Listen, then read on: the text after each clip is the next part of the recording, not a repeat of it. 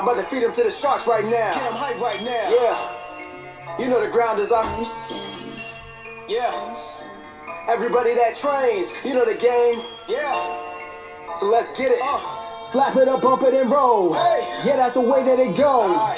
Ain't no better way to better yourself in this game. You're feeling the growth. That's time on the mat. We put in the work. Believe it ain't easy, I know. But we train for the love of the game, the love of the art. Now slap it up, bump it, let's roll. Welcome to episode 15 of the BJJ Campaign podcast. My name is Jeff Boone. I'm an A3 blue belt, one stripe. And this is Phil Kors, A2 white belt, 4 stripes. And Phil, on this episode we're going to talk about a few things, but the first thing we wanted to talk about was a book that you suggested to me, which I'm really thankful for. I got to listen to it while I was driving around the beautiful state of North Carolina for work. It's called The Talent Code by Daniel Coyle. Yeah, it's really good. So tell me, why did you think that was beneficial? And it's, by the way, folks, it's not a jiu-jitsu book. Yeah. Just in case you were wondering. However, the only thing I could think about, well, I listened to the books, but when I was listening was jiu-jitsu. It just an interesting concept of that talent doesn't exist, or you're not born with it. Like nobody's naturally good at anything. Everything just takes practice and repeating the steps, and if you never make mistakes, you're never going to learn. Sounds a lot like jiu-jitsu to me, you know? 100%. So, yeah, listening to it definitely applied to that, but you can apply it anywhere. And I thought that was one of the more inspiring kind of books to listen to when you get frustrated or whatever, but saying that talent doesn't exist, because it seems like some people are just better, they're just good at it, or they pick it up faster, and it's not really true. You know, everybody takes a lot of time to kind of get good at stuff. Obviously, you know, things kind of stack, and if you've wrestled in the past, you're going to have things that are just familiar, you know, and kind of stack with jiu-jitsu or whatever. But, you know, overall, the idea that talent doesn't exist, and if you put in the work, it's going to show, was a cool concept, and I thought he went over it a lot. He had some, you know, science to back all that stuff up, obviously, to make it more than just his opinion.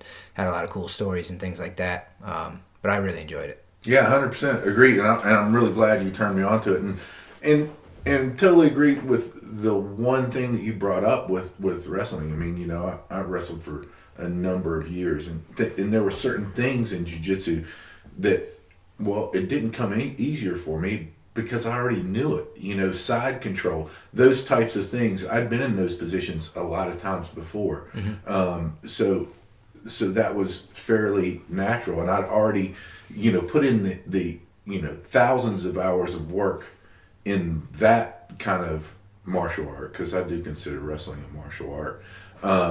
Which made me a little better in that respect. Not in any other respect. Takedowns, obviously, those types of things.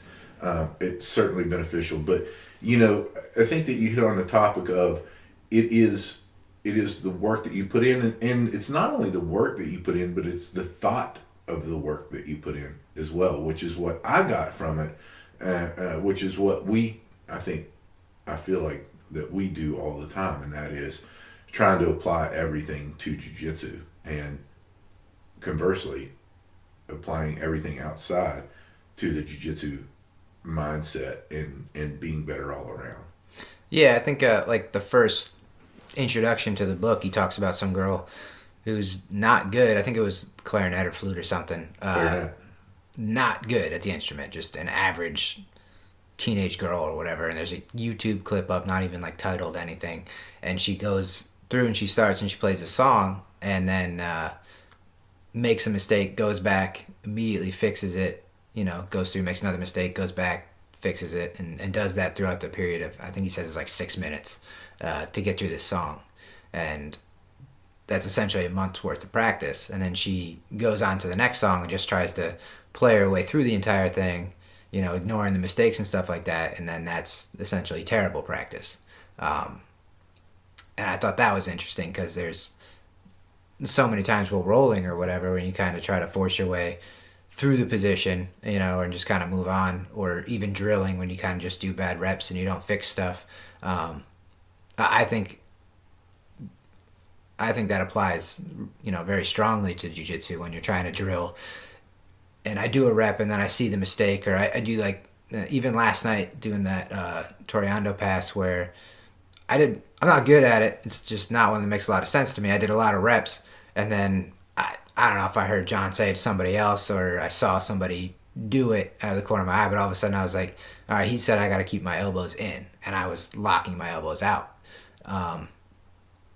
I'd never heard that detail before, and I didn't really understand why, but I started trying to do reps forward with locking my elbows out to try to build the muscle memory up and stuff. You mean keeping your elbows in? Yeah, did I say it wrong? Yeah, you said locking them out. Oh, yeah, trying to keep them in and do So it. you've been doing it locked out. Yeah. You So trying to I keep 'em in.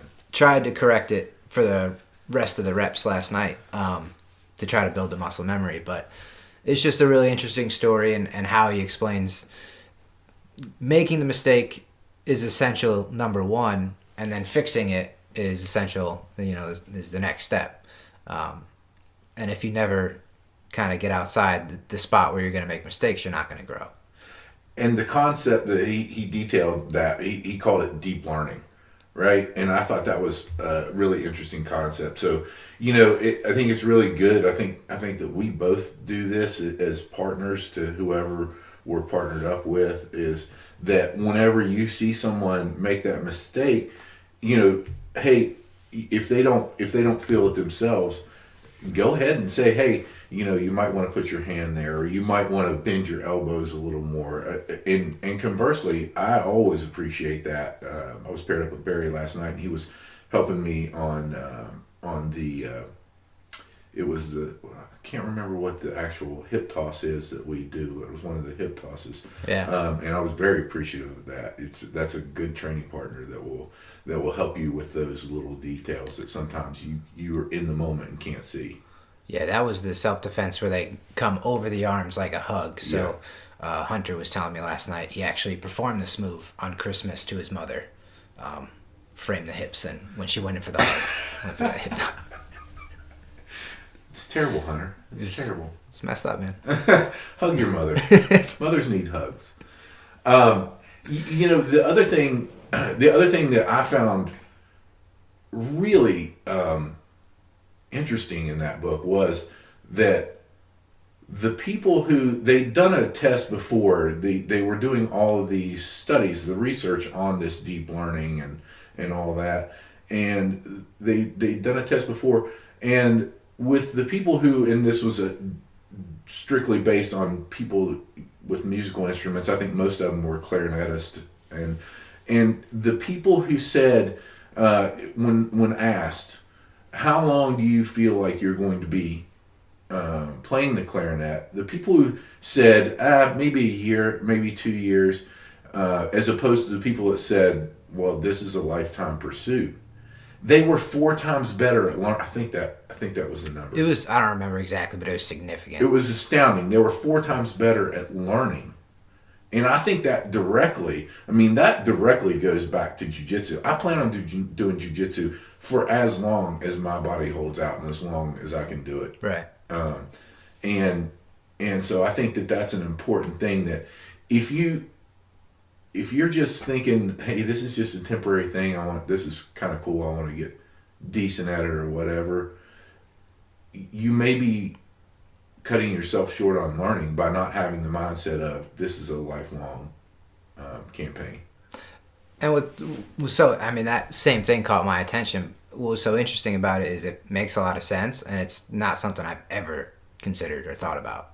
No. With anything I've ever done. No, agreed. I think there are a lot of jiu-jitsu books that I think that even in that Zen Jiu-Jitsu series, that they actually reference the talent code. I've heard about it a number of times, just different places or whatever. So I actually had it. I've had it in my library for probably a year, which is annoying, and had never listened to it. But think we were listening to the BJJ Brick podcast, and he mentioned somebody, I don't even remember who, but mentioned one of the people that he covers in his book. I don't remember who wrote the book. I don't remember who he's talking about, but I just remember this how I came to it. But he mentioned that he had read the talent code before he started jiu-jitsu, and he applied that to how he trained, and he did very well learning, got his black belt extremely fast, and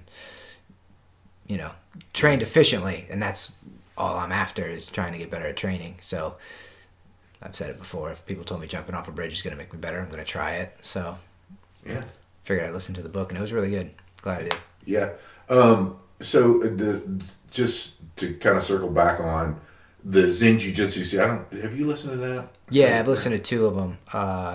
The 30-day one, and then I think White to Blue. Yeah, so Zen Jiu-Jitsu White to Blue, Zen Jiu-Jitsu 30-day improvement program. Yeah, I would probably just do the 30-day one, because there's a lot of overlapping stuff if you had to choose one. I thought the 30-day one was... And all three of them, and there's another one, Zen Jiu-Jitsu over 40. Yeah. And Oliver Stark is, Staark, Oliver Stark is the author. I think I read that probably 4 or 5 months into jiu-jitsu, and it really helped me. So highly recommend those Zen really jiu-jitsu good books. Yeah. I think it gives you a lot of training concepts and a lot of stuff that we kind of discuss. Mm-hmm. Anything else on the talent code? I think that if you haven't read it, that you definitely should. I think it does apply a lot to jiu-jitsu and to life. Yeah, I mean, whatever, it applies everywhere. I think most of their examples are music or sports, because they're the easiest to, I think, kind of show success, especially like talk a lot about soccer stuff and how they practice that stuff and just all of it. I mean, it's going to relate to drilling and mindset stuff and practicing better. But yeah, very good examples in the books that were poignant and really made the points that he wanted to make. Yeah. So next topic we're going to go to is how to survive a role with someone who's physically dominant. Yeah. So I feel like you're looking at me because I'm jacked, but sometimes the other guy's a little bigger than me. Ladies and gentlemen, all the time, everyone's bigger than Phil and stronger than Phil. I don't know. I feel like I'm pretty strong, but whatever. So sometimes they're a little bit stronger than I am, and I can't just do whatever I want, So I feel like it's helped because it's really noticeable when I kind of figure a technique out, though, or to where I'm at right now, where all of a sudden I'm trying to do something and then it kind of clicks and then it works, right? It's proof that jiu-jitsu works, right? Because there's no reason I should be able to go with somebody that weighs, 50, 60 pounds more than me and then not only survive but have success. But when they're bigger than me and a lot better at jiu-jitsu, which happens a lot, that's tough. And I've had this conversation with other people, white belts pretty much, where I talk and I say my goal is like, don't do anything stupid, and then to the best I can. People set me up for stuff. I don't see things coming all the time. But, I know when I'm flat on my back in the mount and the guy weighs 70 pounds more than me, I'm going to start with keeping my elbows in and trying to protect my neck at the same time. Yeah. And a major win for me when I was first rolling a lot was, don't do anything stupid. And then from there, it's surviving. And then how long can you survive? To can I wiggle out? I do have the advantage of being smaller. I fit in smaller places easier. I can kind of squeeze out of spots where I feel like people don't expect me to, or can get my knee back in when they don't think I can. But yeah, definitely trying to survive or trying to do anything stupid, and that kind of leads into surviving, I think. Yeah, totally agree. And I'm going to I'll give an example and actually a shout out to Manny McCall. Manny's the one who did our BJJ Campaign logos that we have here on the shirts that I'm wearing. I'm pointing at right now. You can't see, but if you watch on the YouTube channel, you might be able to see that I'm pointing at that logo. And so Manny and I roll, and just to paint a picture, he's bigger than me and solid muscle. And I think the last one that he did was a deadlift of 675 for 2 reps. So he's a little bit stronger than me, not much. Yeah. Yeah. Joke, ladies and gentlemen, he's a lot stronger than me. And he's a purple belt.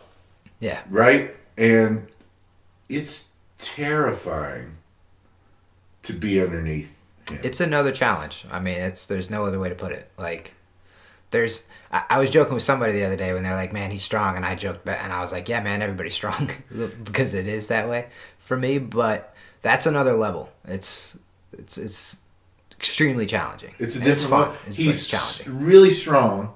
He's really flexible. And his cardio is off the charts, right? Yeah. And that makes it really tough to deal with. And we were chatting, and was talking about rolling, and I said, Manny, my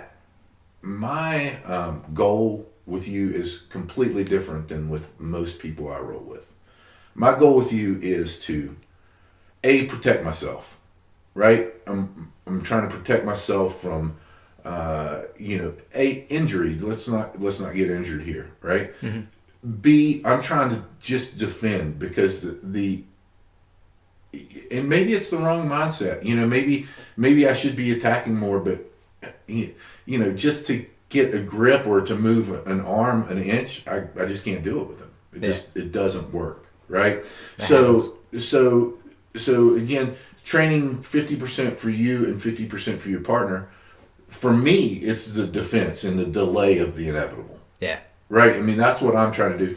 And for him, with me, it is whenever he gets that submission on, I'm going to make sure that he has it good before I tap. I'm gonna make sure that it's absolutely, that his technique is on point, to where I don't do it justice if I just get in a position and I just tap at the beginning of the position. Now, my shoulder's a different thing. I have bad shoulders. If he grabs one of those, I'm tapping early. But again, that goes with the safety aspect of it. And so I think that's it's kind of hard sometimes whenever you're in that situation to see the benefit of it.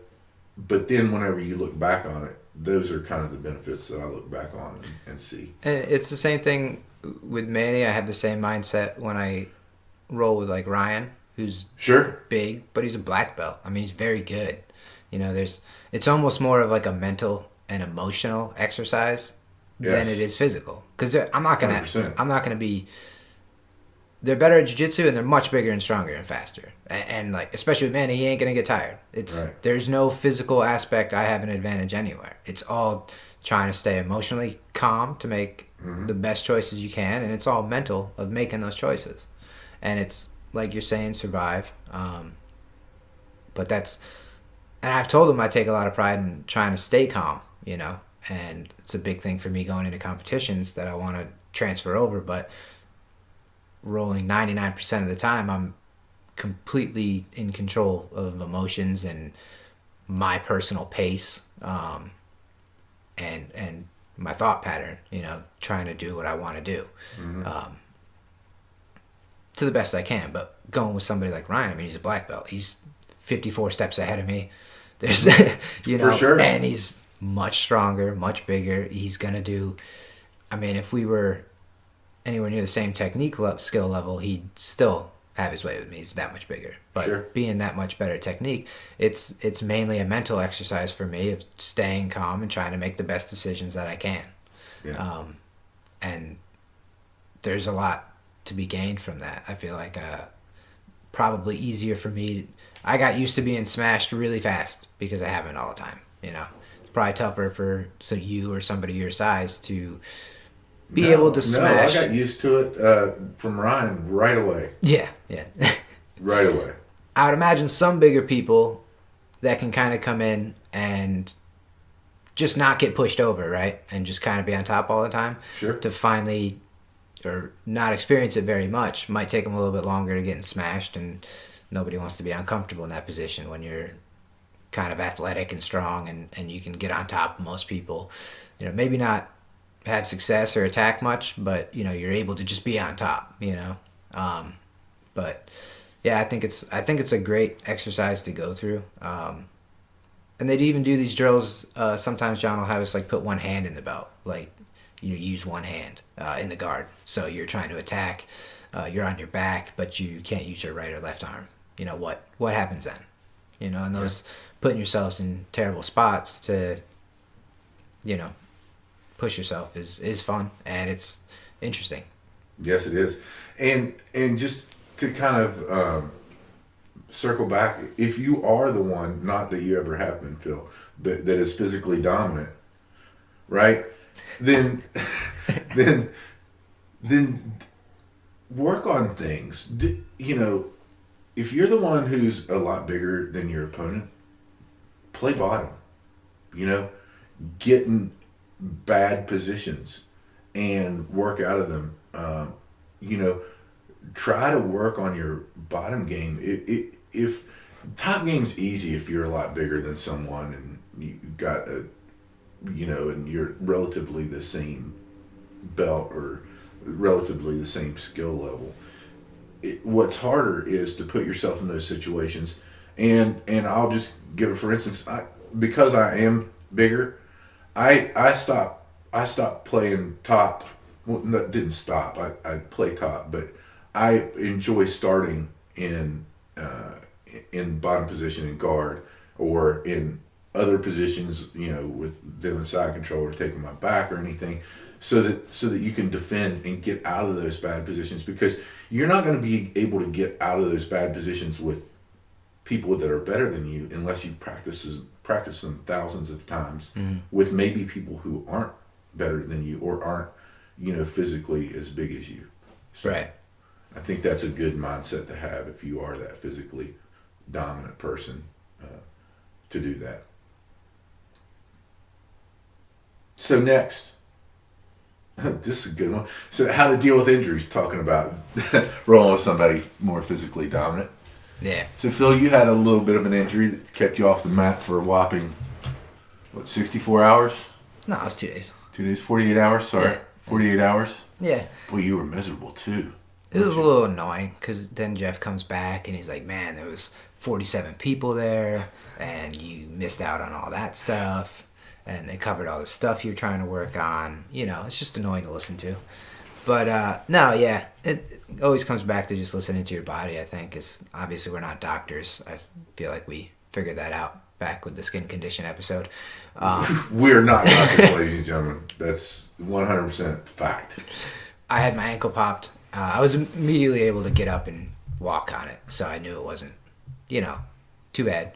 But swelled up a little bit. It was just a little sore. And then just took 2 days off, a bunch of ice, usual supplement stuff, and eating good, I think, best I can to try to heal it up and feel good. And then, 2 days later, I was okay. And then I just kind of didn't use my foot to make hooks or post too aggressive. And, I'm aware of it, but it's not going to completely keep me off the mat if it's not like... I'm not concerned about it getting worse. I just think it was a pain issue, so just kind of avoided it and rested it and back at it. Yep, from caught in a toe hold, right? Yeah. Got caught in a toe hold. Yeah, and I've had various injuries, some of which I've taken time off, some of which I haven't and should have, and some of which I haven't, and that was the right call, right? I mean, whenever I broke my big toe, I could have used that as an excuse not to train, right? It was, but really, I just taped it to the other toe, and there was a few places where it was uncomfortable, but I just stayed out of those positions and was able to go without taking a break. I'm not saying that you shouldn't take a break. If your body says take a break, take a break. Give it time to recover. Do all the recovery stuff, take curcumin, ginger, stuff that's natural anti-inflammatories, to be able to do that. And, you know, part of that supplementation is the krill oil, which I think does lubricate your joints more to kind of prevent injuries from happening. And I've been very lucky in that there's been very few injuries to date that have really kind of kept me off the mat for any length of time. I had, it was back in, I think, June of 2018, I had a PRP, platelet-rich plasma injection in my right knee because I couldn't, you know, after I sat down for 20 minutes after I was rolling, my knee would lock up, and so I got an injection of platelet-rich plasma in there, and it's funny because the doctor, his son does jiu-jitsu, and he goes, you're going to need to take 2 weeks off, and I was like, all right, I'll give you a week, and he was like, okay. What is it with you jiu-jitsu guys? I was like, yeah. Well, that's the thing. I mean, logically, you know, if you get injured, you should probably just take the time off so you don't make it worse. But mentally, I'm not happy if I'm not going to the class and not rolling. Like, it's frustrating for me. It's what I want to do. Yeah. That's the balance part where, you know, taking 2 days off seemed like a very long time to me, but long-term wise, it's not, you know, and I know that. Man, did you miss some great training sessions too? Yeah, they were probably okay. But you're right, and I'm not advocating to go out there when you're injured, but you know, so back to the story. But the doctor said, okay, take a week off, then you can go in for fundamentals and drilling, but no sparring for 2 weeks. I was like, that's reasonable, and that's what I did. And my knee's been phenomenal. I mean, it's 100% recovery for it. Very, very happy with how it went. You know, other things like Chris, who's had shoulder surgery, he still comes in for fundamentals. He's out for like what, 6 months? A year. Yeah. He still comes in. I think that's, man, that is commitment, and that's I love that he's doing that because you are going to get better just watching and maybe doing whatever you can at home to drill, or maybe just practicing your shrimping or your bridging or whatever you can do. Yeah, I mean, just being around and keeping the habit of going to class is, I think, the most important thing that is doing. Because it's be super easy after you have a big surgery like you had to just, you know, I can't roll, I'm not going. So I could see that definitely being a problem for a lot of people. But I think going kind of keeps that habit, you know, and keeps seeing the people. There's a lot of new people. I mean, there's a lot of new people all the time. It could pretty easily become like, man, I feel like I don't know anybody here anymore. You know, take a year off, that's a huge difference, you know. So I think it's awesome that he's still coming in. It's been a while. He's got to be like getting pretty close, I think, to coming back. Yeah. I don't know how long it's been, but you know, and two, he's taking notes. He's got my BJJ notes up right there, our premier sponsor. But he's there taking notes and writing down details on techniques, and you know, putting those pieces of the puzzle together in your head. Now, ultimately, it's better to train and have those pieces of the puzzle, but this is the next best thing. Yeah. To what you can do to not lose that time. Mm-hmm. Just making the best of it. Yeah, I mean, I think that's the thing that you have to do. Do what you can and make the best of the time. And hey, there's been a number of people out there who said, I think it might have been Tom DeBlas that said his half guard game got much better because of an injury. I can't remember which one it was. That was what he was comfortable in. That's the position he could play. And so there are definitely, I mean, looking at the long term benefit, there are definitely benefits of doing things that you can, you know, and putting you in different situations to make you get better at those situations. So I mean, just was it Tuesday? Yeah.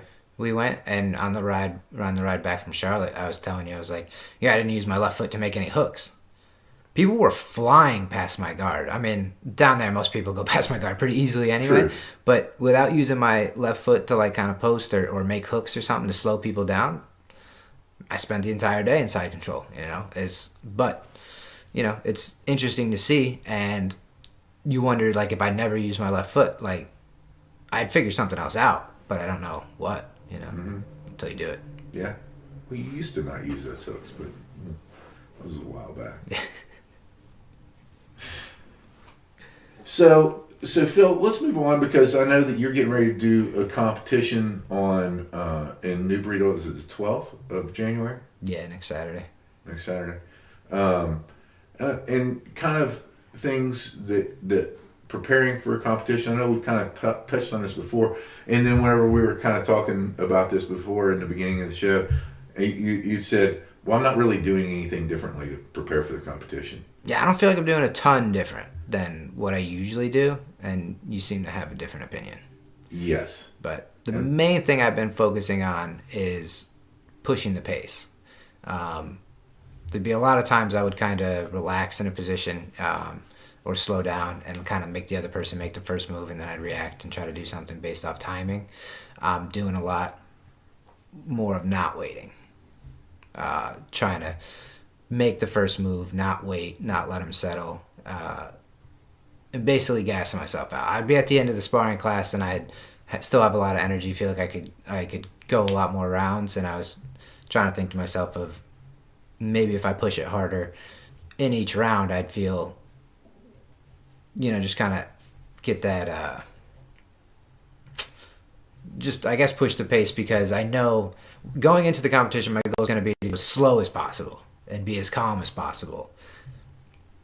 But I'm still going to go faster than I always do rolling. So I'm trying to kind of bridge that gap. No, that's smart, and that is preparing for competition. Yeah. Whether you like to admit it or not. And two, folks, by the way, Phil says it. He said to me the other day, he said, Jeff, I'm going to go 100% against you the whole time leading up to the competition. I love it. I mean, I think that's a smart idea with a training partner who you know well, that's happy to do that with you. And the other thing, that was a big thing. You've really got your nutrition on point in the last few weeks, I think. Yeah, a little better other than Christmas, but it's whatever. But yeah, trying to eat less of the carbs and bread and stuff like that. A lot more just eggs and meat and fruit. Yeah. Love bananas. Yeah, you do love bananas. Yeah, those are the best. Yeah. But just fruit and meat pretty much for the most part right now. Yeah. So, competition training, you're still doing the same number of days a week, which is 7. Yeah, 6. So try to do 6. 6 days a week, yeah. I feel like your training has been more focused lately. I feel like you've been focusing more on attacks, which is also important for competition training. Yeah, I'm trying to. I think for a couple months, I ever since I think it was Dan, brown belt down in Charlotte, was telling me like there were 2 or 3 times when he was kind of giving me top position and I would just fall back to try to pull guard essentially. And he's like, you can't be doing that because most people are bigger. He's about my size. Mm-hmm. And he was saying most people are going to be bigger. You want to be on top. And that was kind of the start of me. I didn't realize it right then, but that I think was when the seed was definitely planted that I need to stop always being on the back. And that was when I started to try to be on top more. And I think trying to be on top, trying to pass the guard, and then attack from there has been my goal, which is also then shortly after we had Steve Hall come in, the team leader, and do the seminar where he focused on mobility on top, because I'm not just going to hug somebody to the ground. Like if they want to get up, a lot of times they're just going to push me off and get up. So trying to be more fluid and move and whatnot to stay on top. And then also trying to get on people's backs, because that is one place I really feel like I can hug and just stay on and kind of ride around like a backpack. But I've felt pretty comfortable on there, and I feel like that's obviously the best position to be in. The best position. If I'm going to get one where I want to try to always get to a position, I should try to get to people's backs and then hang out and rest there versus being in the guard where they're still on top. Yeah, absolutely. And by the way, you've gotten a lot better at your submissions from the back since you've been working on it. Shocker. True. Yeah, way better. Yeah. And it, started with just you and Dan. You said the same thing where I can't be just only in the guard. You're not going to improve anything. But getting to the back has been fun, obviously, because you feel super safe there and they can't really do anything. And it was no attacks. Only maybe wrist locks. That was the only position that if one was going to come natural, that like I can kind of wiggle around back there. I think being smaller helps because I can kind of sneak under and kind of reposition myself easily. That was probably the easiest of the positions to learn how to maintain. Like the mount is still one of the best positions, and I'm not comfortable there. People just get right out. It's not easy. Side control, I feel like I don't have great control. Even knee on belly is something I've been trying to work on, but a lot of times people just kind of blow or get right out of it. The back has been the only one where I can kind of maintain, wiggle back and forth, and kind of keep control. So, it's definitely been something I've been working a lot on, and if I can get to somebody's back in the competition, that'd be great. Yeah, and I'm gonna go back to a conversation we had where you said, "Well, isn't it kind of a dick move to go knee on belly on somebody?" Do you remember that conversation? Yeah. I feel like so what happens to me a lot when I'm on side control is people just bench press me off.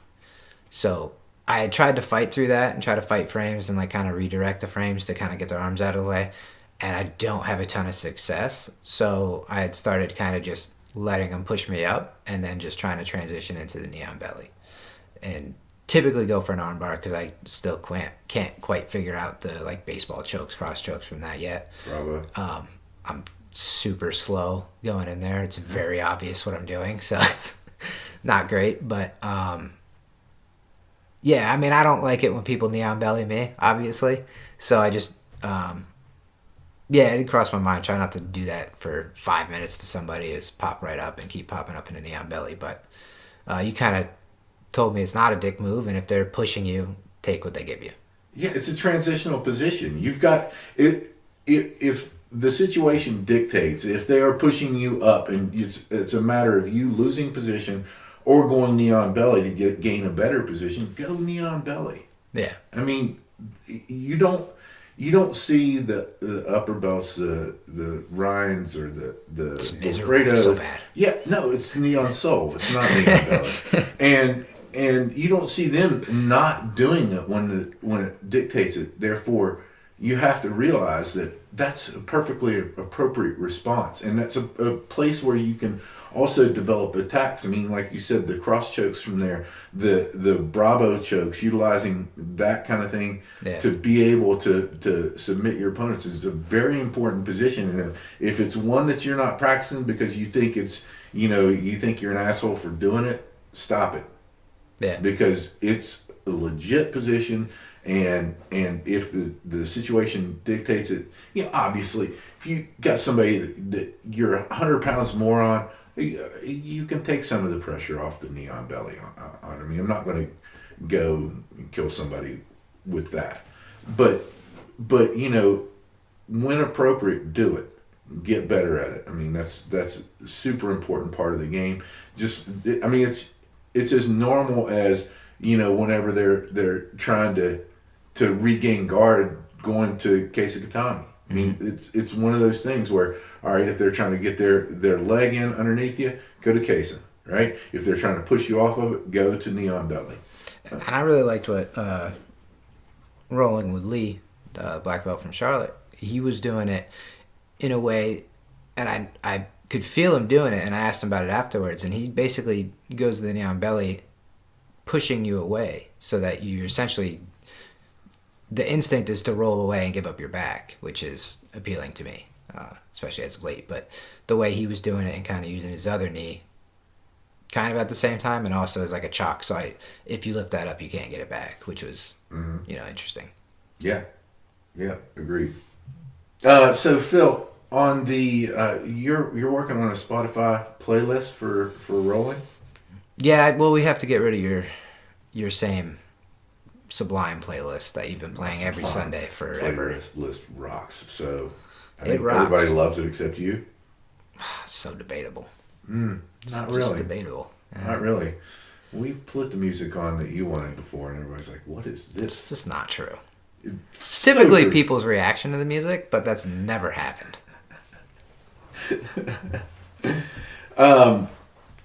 So, by the way, just for our listeners, we are approved on Spotify, and so the podcast will be on Spotify. Mm-hmm. It's also the audio and the video versions on YouTube there now. Yep. So, we're moving things up on it. Yeah, figuring one thing at a Technology time. standpoint, aren't Yeah, we, one Phil? thing at a time. Ways to support the podcast. People have been asking us that way. Like and subscribe. Go to iTunes, go to Google Play, go to Podbean, subscribe to the podcast, like it. Give us suggestions, give us feedback. The Instagram is blowing up. Big time. Yeah. Mainly pictures of Jeff. He's a stud. Yeah. we got 71 followers so far, Philly. Do we? Yeah. And nearly 2,000 downloads on the podcast. Getting close. Yeah. Yeah, so pretty happy about that, pretty excited about that. As always, we love your feedback. We love more of it. Post either on Instagram or we'll see it. Post on Facebook, message us on Facebook, what you want to hear about. This is just, we're just talking about our campaign. We want to talk about your campaign as well when we're out there. Also, just a mention, Samantha Seff has her title fight on February 1st. Yes. Guest of the BJJ Campaign podcast, her and John Shell. And that is She's got the link up. I've seen it. I'm going to share it on the Facebook page. Okay, we'll share it. we'll share the link on the Facebook page. I think it's Spartan something. It's a title fight. Yeah, something like that. Yeah, looking forward to it and best of luck to her. I know she's been training hard. And also James and AJ's new school. I think it was in Zionsville, Indiana. Wasn't that where? Sounds right. Yeah. Yeah, it's called Endurance BJJ. I think they had the grand opening. Yeah, new yesterday. location. Yeah. Yeah, new they had location.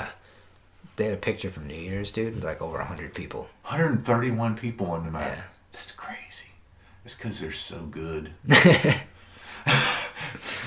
Really we'd love good to at have been teaching. there, man. That was a really cool picture. Yeah, Very it was. jealous. It was. We got to get up there and train with them at some point in time. And we had our first class of the year last night, and I was looking at the video, and I shared it on Facebook. I didn't realize it last night. There was 4 rows of people in the warm-ups. There was 33 people there last Was night. there? It was all the way around the mat. It looked like it was getting close to like a seminar size in there. Yeah, no, it was awesome. It was crazy, and I think that kind of goes to the it may be the New Year's resolution. People, I don't know. By the way, it just reminded me, the mistake you made last night was when they lined us up in sparring. You went right over towards the end where you have to sit out. You have to be on the other side. See, I thought I was going to be good. I thought you I have was to be on going the to other side, or you got to go to the back. was side. really Yeah, mad about that's that. happened to me like 3 times. I just ended up over there. Yeah, you got to go It's to the an back amateur side. move, Phil. It's terrible. It's total You did like amateur one move. round and you were sitting out. And I was just so over mad, there, too. shaking What? my head. I Terrible wasn't really spot. mad, but I was disappointed that I wasn't able to go because I'm not one for sitting out much. So anyway, guys, thanks for listening. Thanks for the support. And if you're not doing something out there to get better each and every day, get out there and do it and have fun doing it. I say it's probably going to be jiu-jitsu. That's how I get better. It'd be really weird if you had another hobby and then you listen to this podcast. I feel like it just... I feel like there's a lot of that, Phil. Yeah. Other hobbies? No, I don't think so. No, that was a joke. But thanks, everybody. I'm about to feed him to the sharks right now. Get him hype right now. Yeah. You know the ground is up. Yeah. Everybody that trains, you know the game. Yeah. So let's get it. Slap it up, bump it and roll. Hey. Yeah, that's the way that it goes. Ain't no better way to better yourself in this game. You're feeling the growth. That's time on the mat. We put in the work. Believe it ain't easy, I know. But we train train for the love of the game, the love of the art. Now slap it up, bump it, let's roll.